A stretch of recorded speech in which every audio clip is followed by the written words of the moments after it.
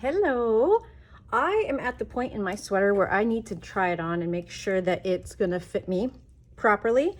And here it is. Here, if I can lay it down. I've got this on a 32-inch needle right now. Actually, that could be a 24-inch needle, excuse me. Whatever it is, it's too short of a needle for me to try it on without having all my stitches fall off. As you can see, like, it's very much bound up on here. There's a lot of room. So this is where our handy dandy try-on cords come into play for one of their best uses. There's many uses, but I'm going to show you how I'm going to use these to help try my sweater on today. So here's a cord right here, and here's the tip of my needle, and I am going to push this hollow cord onto my needle. And now we really want it to be secure. We don't want these stitches coming off. So I'm really going to shove it in there. I want to be able to tug on it and not pull it off very easily. So let me really shove it in there. Okay, that feels pretty good. And then I'm going to take the other end. Now my cord is way too long for what I need, but it's fine. It doesn't matter.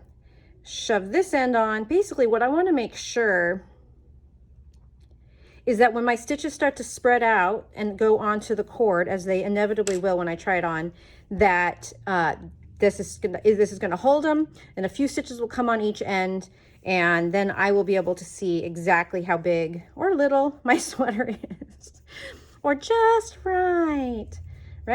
Okay, so you can see this is how it works. I've now stretched out a bunch of stitches over here to the cord, and I want to make sure that when I spread it out, I can see that it's like it's all flowing naturally. There's nothing that is being constrained by the needle anymore. That will give me the accurate indication of if my work fits. And you can see I have to help them over. It's not like it's going to be, you know, just utterly smooth, because this is an extra layer on top of your needle. So there is always going to be a little bit of a hiccup to getting them off onto the cord, but ooh, looking pretty good now. I think we're about smoothed out. I don't know, maybe a little more over here. We'll just put a little more over. And now I'm going to go try my sweater on, and this is the front here where I've got the opening. And this way, if I feel like it's spread too far, like it's being intentionally spread, I can tug on this and put the ease back in correctly.